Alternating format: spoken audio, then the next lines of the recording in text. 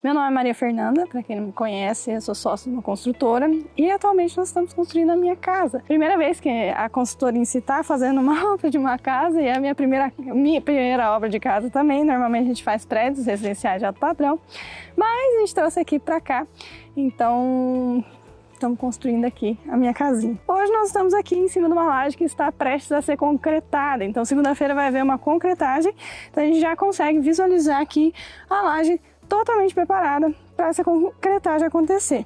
Quais são as primeiras coisas, né, que a gente pode observar aqui dessas lajes, então, né, que foram realizadas até o momento? Essas lajes aqui da minha casa a gente escolheu vigotas treliçadas, tá? Com preenchimento em EPS, então a gente pode ver que é aquela vigotinha treliçadinha, mais comunzinha mesmo. Esse tipo de vigotinha mais comum normalmente é utilizada para até 5 metros de vão, tá?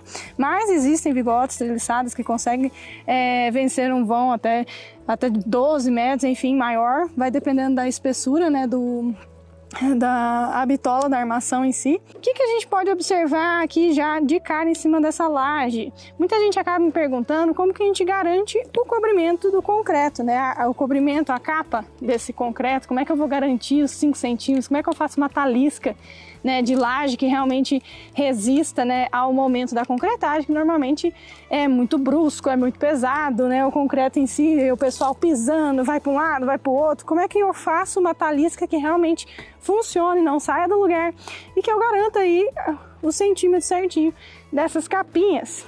Vou mostrar aqui para vocês o que eu chamo de caranguejo, mas tem gente que chama de aranha, enfim, vai variar de região para região, mas é basicamente essa pecinha aqui, ó.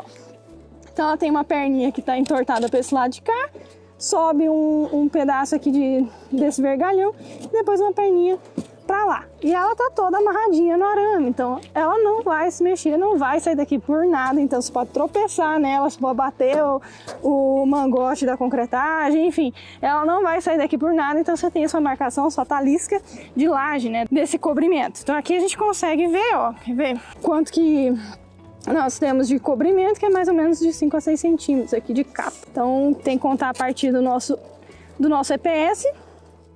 O mais comum do pessoal é fazer o preenchimento dessas lajes de vigota, né? Então a gente consegue ver que isso aqui, então é só fazer todas do mesmo tamanho. Você consegue, né, tirando a altura ali até o finalzinho, até encostar na vigotinha, você consegue garantir esse cobrimento.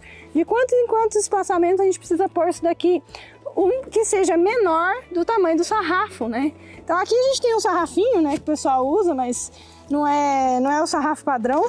Normalmente o sarrafo ele tem de 2 a 3 metros, né? A gente tem um exemplo aqui, que ele é um pouco menor, ele foi cortado, mas então o sarrafo de 2 metros em si, ele teria que pegar daqui até lá. Então a distância entre os caranguejinhos tem que ser mais ou menos de 1,5 metro, tá? Se for o sarrafo de 2 metros e 2,5 metros aí se for o sarrafo de 3 metros.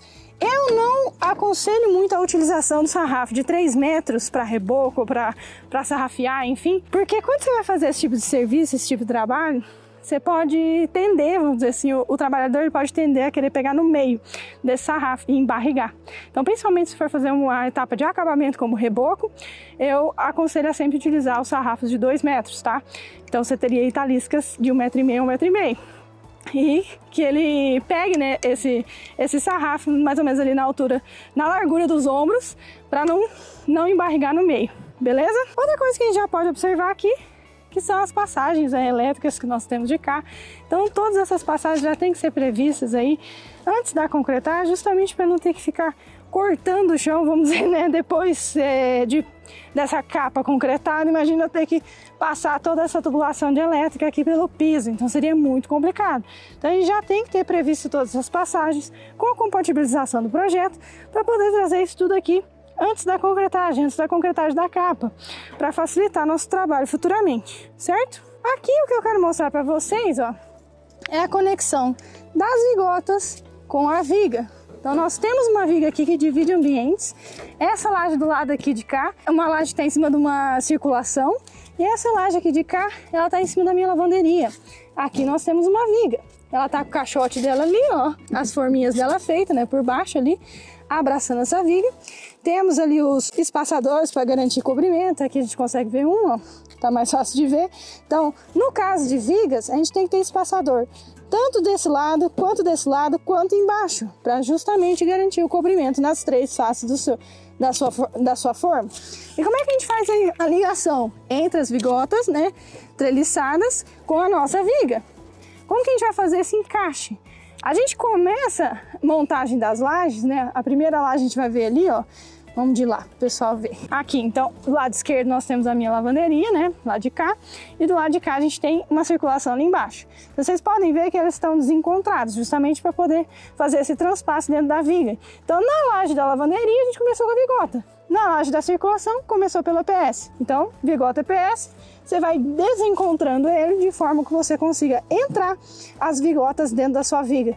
Entrar quanto, Maria? Pelo menos metade, tá? Porque daí ela vai estar apoiada certinho dentro da sua viga e a gente concreta as vigas e a laje tudo junto. Não tem problema. Lembrando sempre da gente vibrar o concreto e a laje a gente sabe que tem que ter um cuidado maior.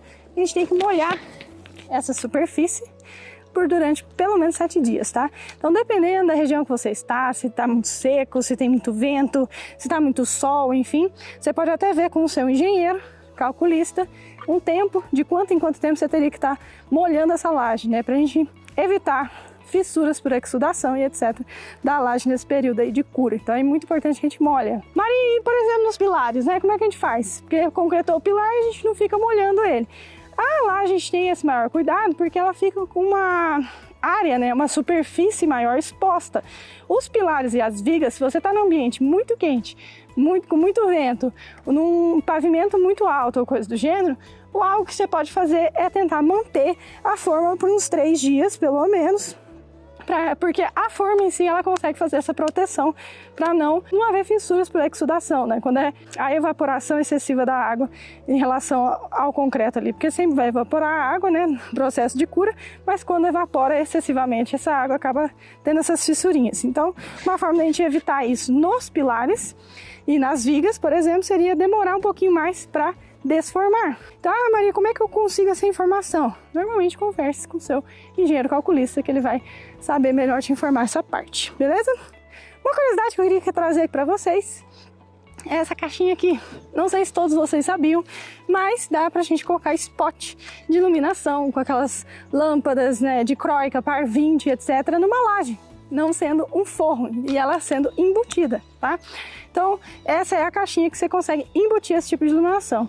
É um pouquinho diferente das demais, né? A gente vê que a amarelinha ali, ela só tem esse corpinho central aqui dessa caixinha que eu tô mostrando para vocês. E ela já deixa aqui um espaço, ó, pro reboco da sua laje em si. E aqui ela faz um encaixe, ela tem uns buraquinhos ali dentro, não sei se dá pra ver, o encaixe do spot da lâmpada. Então, essa é uma caixinha específica para par 20. Então, se você quiser embutir em laje uma lâmpada, um spot par 20 de croica, etc., tem essa opção. Aqui a gente só estipulou pontos de iluminação em central, porque vai ter gesso aqui embaixo, então a gente consegue espalhar spot, enfim, do jeito que a gente quiser ali embaixo, porque daí é só ir puxando a fiação, né? Ali tem uma laje, essa laje em balanço que vocês estão enxergando, ela fica em cima do rack de televisão.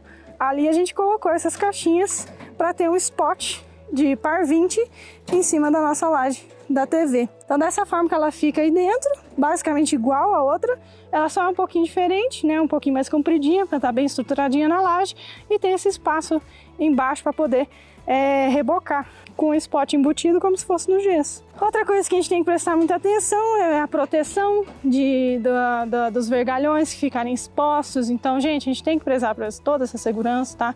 Então, todo vergalhão que tiver exposto e que tiver acesso a pessoas ali na outra laje da cozinha, a gente consegue enxergar que todos eles que estão ali expostos foram protegidos, tá? A gente tem que tomar esse cuidado. E em relação às escoras, muita gente me pergunta em relação às escoras também. Normalmente, quando você recebe o projeto de laje, ele vai ter ali o projeto de escoras também, de quantos em quantos metros você tem que escorar e quando você tem que tirar, por exemplo, com um rompimento de 7 dias o seu corpinho de prova. Se você rompe acima de tantos MPa, você pode tirar sei lá, 30% das suas escoras. Então, e tem até, às vezes, normalmente eles colocam nos projetos de escoras também um projetinho explicando, ó, primeiro você vai tirar as escoras mais das laterais e depois chegando ao centro. Então, normalmente tem no projeto de escora certinho da laje, ele especifica bem certinho o que você precisa fazer em relação ao escoramento, tá? Então vai depender muito da laje, do tamanho do vão, para você poder saber como que você vai escorar e quantos dias você vai poder tirar, né? Porque totalmente só depois dos 28 dias de cura do concreto em si, da sua laje. A gente tem que prever as tubulações, né, de elétrica, de hidráulica, a gente tem que tomar bastante cuidado, tem que transpassar ali de uma forma, né, as nossas vigotas, de uma forma que elas se desencontrem para chegar na viga. O preenchimento em EPS, muita gente não utiliza, porque tem medo de ser menos resistente que as lajotas. Gente, preenchimento é preenchimento.